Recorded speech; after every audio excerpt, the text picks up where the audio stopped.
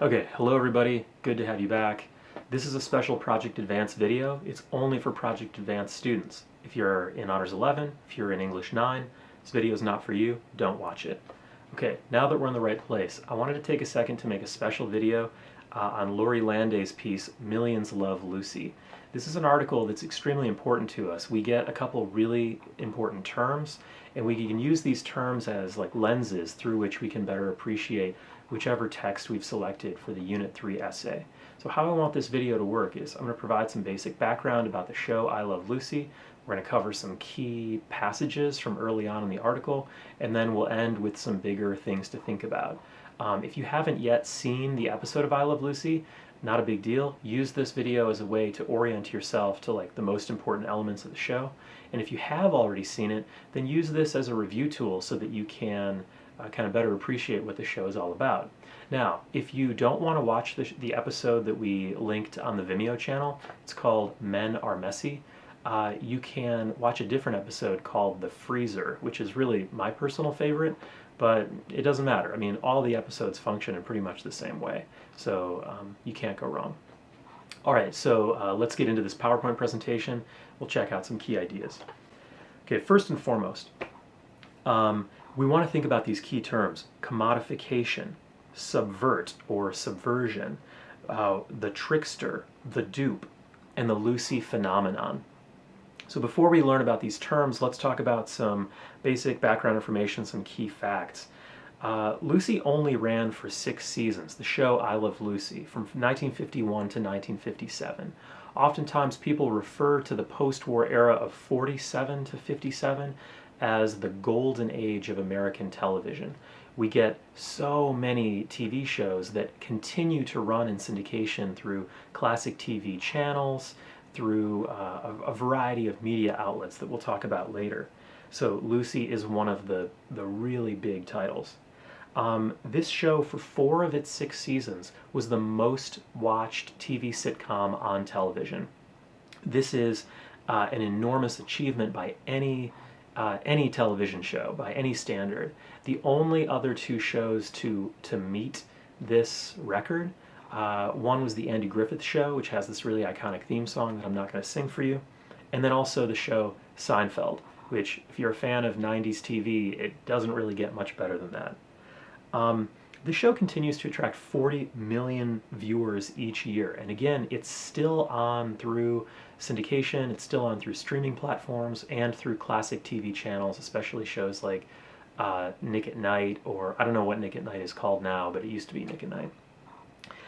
The show is also really interesting for a variety of reasons. The biggest is that it features a female comedian, and there aren't a lot of shows on TV at this point that feature female leads.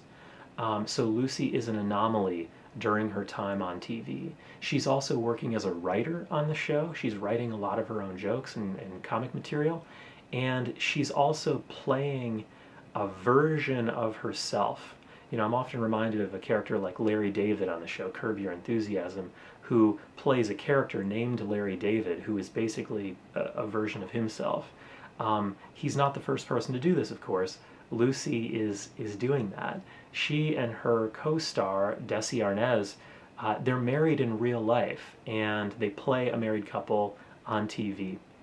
So there's this really interesting blend of fiction and reality. Now, Desi Arnaz is also a popular comedian at this time, and he was born in Cuba. So viewers saw a very early representation, popular cultural representation, of what we might term an interracial relationship. We're going to talk more about this later. So this show is extremely groundbreaking for its time, and because of that, a lot of people look back to the show with a sense of fondness for a bygone era. They think of the show as almost being kind of progressive.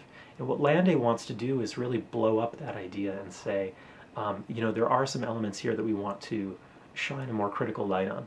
So let's get into what those elements are. You know, these are the big takeaways that Landay is talking about. We said that this is that the show seems to be a moment from the golden age of American American television, that it's a reflection of a better time, a simpler time. We sometimes look to this expression of, does life imitate art or does art imitate life? And with Lucy, it's both. It's messy, it's complicated, but in ways that we don't get when we just look at it from a surface reading. Landay argues that this is really about commodification. It's also about reinforcing gendered stories, that is to say, stories with different roles that fall along different gender identities. The man is this way, the woman is this way. So this show reinforces a lot of those gendered stories about domesticity and domestic labor, about romance, about professionalism and work, about finance, who's handling the money, who's making the money, and who's spending it.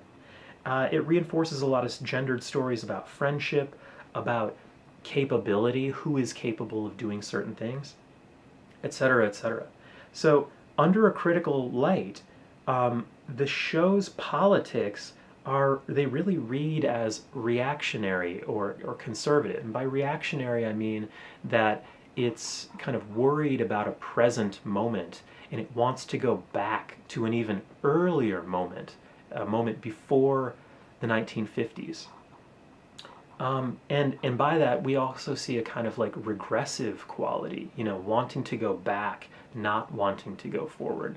Now again, this is a reading that we don't typically think of when we think about this classic TV show. It just seems like it's funny and lighthearted, but Landay takes us to a more critical place.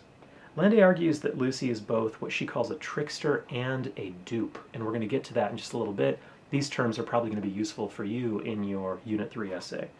And then she also talks about how the show is really part of a constellation of factors. Factors like the TV show itself, the actors who play versions of themselves in the show, an enormously powerful merchandising machine, and then this continuation of a media cycle where people can watch Lucy even today and tune in and see it. All of these things work together to create something that Landay refers to as the Lucy phenomenon. So let's check out some key passages that I think are really important. I'm just now realizing that I got the numbering wrong, so sorry about that. The first passage that she talks about is at the very beginning. She says this is the definition of commodification. Ultimately, commodification is about transforming reality, selfhood, and experience into quantifiable products of mass consumer culture and situating those fetishized commodity forms in a social context in which people define things in terms of themselves and themselves in terms of things. Marx also talks about this in Alienated Labor a little bit, when we take these elements that make us human beings, and instead we see them, those elements, in products. Or, to put it differently, we think about our own worth and our own value in terms of the products that we have, and not in our own character. That commodification is something that is troubling for Marx, and I think troubling for most people. But when we think about how that plays a role in Lucy, we can see it because of the show's interest in products. So many of these episodes are about buying products or acquiring products, selling one thing to get another thing, desiring stuff. And Landay talks about this later with furniture lines that are selling furniture that used to be featured on the actual show. We see this today in a variety of things that we can talk about later. But this definition of commodification right out of the gate is very important. Now, the next quote, and we're going to call this quote number 1 because I messed the numbering up. Individuality is secured from the goods and the appearance of the goods people consume. A person's character is based on the commodities consumed rather than on anything internal or intrinsic. Now this is really interesting because it reminds us almost of what Weber is talking about when he talks about status. He says that status is all about patterns of consumption. I eat this food, not this food. I shop at this store, not this store. I wear these clothes, not these clothes. I drive this car, not this car. all of these different determinations create a sense of worthiness, of status, honor. So this is what makes status for Weber. Now, put differently, Lande is talking about what makes people individuals, and she's basically talking about status. When we watch Lucy, we can see that this idea of what Weber's this idea of status that Weber talks about is really what makes an individual on this show. So the question we want to think about is, consider Weber's thinking about status as patterns of consumption. What happens when we conflate status and character? The answer to that might be that people with higher status have better character, or are better characters. People with lower status aren't. This takes us to a really uncomfortable place where low status people's lives maybe aren't as valuable or don't matter as much as people's lives who are higher status. Those who consume goods or services that are that create a greater sense of individuality are, I guess, worth more, or they have greater character than those who aren't able to do those things because of life chances, what Weber would call life chances. So on the surface, Lucy just seems like this happy, funny, silly show. But once we start thinking about some of the other ideas we've talked about, especially Weber, we can see that there's an undercurrent there that takes us to an uncomfortable place, that activates commonly told stories about the difference between status groups and the values that we attach to those differences. Okay, Lande continues on. This is quote number 2. She says, "The Lucy phenomenon is a triumph of commodification. The TV series, the merchandise, and the character are all aspects of one of the most successful products TV and post-war American society has ever manufactured." We want to consider more recent TV shows with similar power and how they work within our culture. Now, to give you an example of this, we have countless TV shows, or now even movies, where you have incredible merchandising machines that are always active. Anytime a new superhero movie comes out, you can be the superhero for Halloween. You can buy the toys for your children. You can buy clothing with images of the superheroes. You can go to a fast food restaurant and get a commemorative cup featuring some superhero or whatever. And then spin-off superhero shows and other movies continue to circulate in our culture, and these stories tell us something about ourselves, not only who we are, but maybe who we hope to be. At the very least, it tells us something about patterns of consumption, because these films are so incredibly popular, and so are the products associated with them. Now, another thing that we might want to think about, I'm thinking back to the 90s. You remember that, right? I'm thinking back to the 90s and the popularity of the show Friends. When Friends came out, everyone loved that show. It continues to circulate through streaming platforms today. Even younger audiences who may not have been alive in the 90s to see these episodes when they originally aired, they continue to be popular. Even, the stars had their own types of haircuts. Like, I'm thinking about Rachel, and like people went to their barber or whatever, and they asked like, "Hey, give me the Rachel." What that tells us is something really interesting about patterns of consumption in that time, during that time, and how those patterns continue to circulate in our culture today. Now, Lande in the next quote gives us such an important definition. She talks about a trickster. She says a trickster is a subversive, paradoxical fantasy figure who does what we cannot and dare not by moving between social spaces, roles, and categories that the culture has deemed oppositional. When faced with a situation that appears to have only two choices, the trickster is the kind of hero or heroine who creates a third possibility. The thing that makes her a trickster is that she goes against the authority figures in the show. She subverts their authority. She goes underneath. She is trying to find her own way, a third way of doing things. You either follow your husband's advice, or you don't follow your husband's advice. But as a trickster, she finds her own way. In the episode of The Freezer, she asks Ricky for an industrial freezer, and he says no, so she concocts this zany idea about getting all of this meat and then getting her own freezer, and then she locks herself in the freezer and almost dies. And we look at her and we laugh. Now, we laugh because of what Landay describes as the dupe, and this is quote number 4. She says, "But the trickster's chicanery often backfires, and then the trickster becomes the dupe. Lucy fuses the most exalted and most base aspects of human nature into an engaging character who remains true to her mixed nature." So can we consider the cost of such a popular representation of domestic life? You know, like, to put differently, at the end of every single episode of I Love Lucy, we're not laughing with her, we're laughing at her. She takes the fall. She tries to defy other people's authority over her, and for that, I think, you know, the show is useful and interesting. But she never succeeds. She always falls apart. And while we're laughing at her, Landay argues that what's happening is we're reinforcing these commonly told gendered stories. In other words, we think to ourselves, or viewers think to themselves, Lucy shouldn't have disobeyed her husband. She shouldn't have broken the rules. She shouldn't have tried to take things on by herself. She's not capable of doing things like that.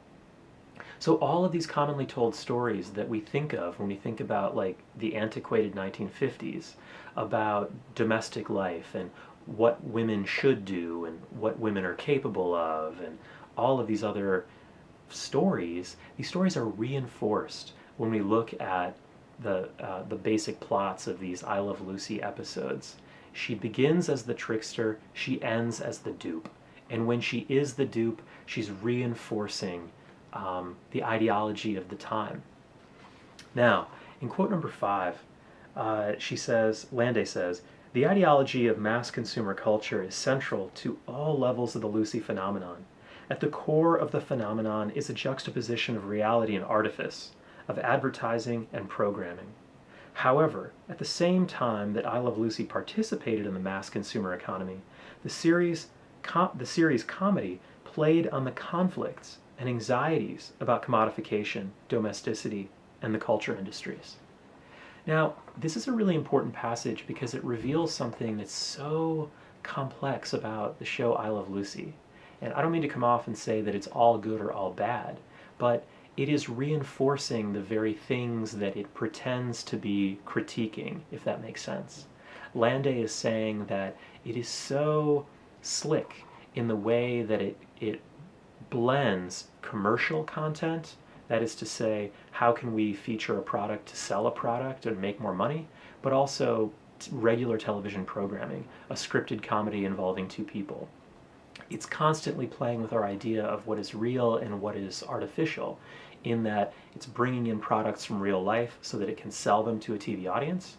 You have 2 main characters, actors who are playing versions of themselves in the show and who are in real life married. And their real life marriage also plays out in all of these entertainment magazines, tabloids of the time, so that viewers of the show see the show as an extension of real life, not simply as something 100% artificial. This blending of what is fake and what is real to sell people products is something that we still very much see today.